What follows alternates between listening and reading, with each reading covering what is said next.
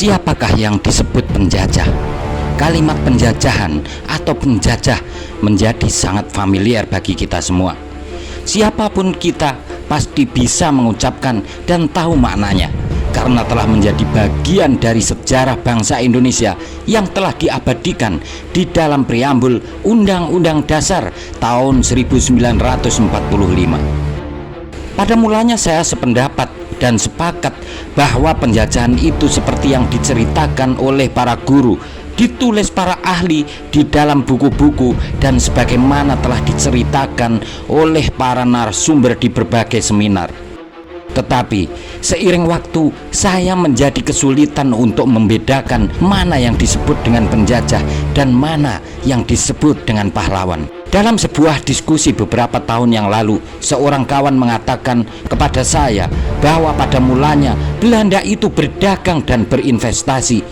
Kemudian para raja atau para penguasa memanfaatkan momen tersebut untuk menumpuk kekayaan dan mengorbankan rakyatnya sebagai jaminan.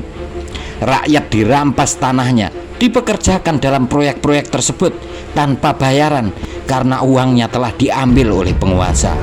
Lalu Belanda yang dijadikan kambing hitam. Sementara di dalam prosesnya terjadi pemberontakan.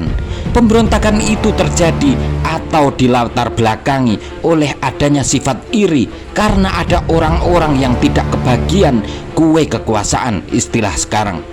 Lalu di kemudian hari mereka disebut sebagai pahlawan.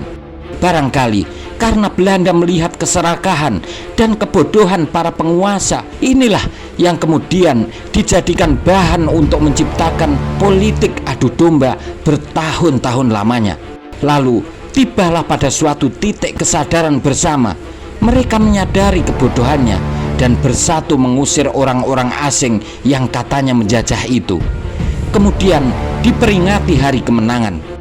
Inilah yang kemudian menjadi dasar atas pertanyaan, apakah Cina tidak boleh melakukan ekspansi? Apakah Indonesia boleh melakukan hal yang sama? Saya melihat bahwa kondisi hari ini sama persis dengan zaman sebelum penjajahan itu berlangsung. Hanya saja kalau dulu bentuknya kerajaan, sekarang berbentuk negara kesatuan. Kalau dulu ada raja sampai pada akuwu, sekarang ada presiden sampai kepada kepala desa.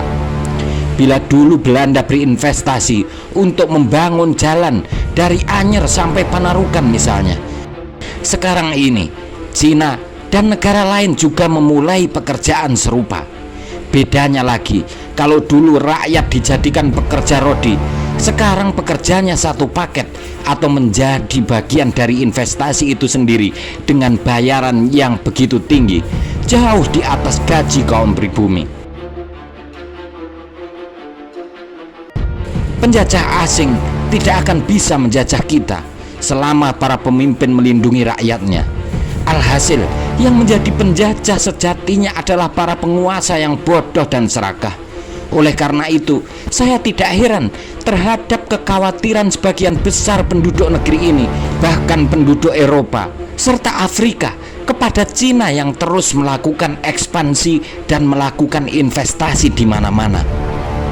Berdasarkan pengalaman dan sejarah masa lalu, bisa jadi Cina pada akhirnya akan menjadi lebih kejam daripada Belanda. Mungkin saja mereka telah mengetahui kebodohan dan keserakahan para penguasa di negeri ini. Tentu saja semuanya itu tergantung pada para penguasa dan rakyat negeri ini. Selamat berjuang Indonesia.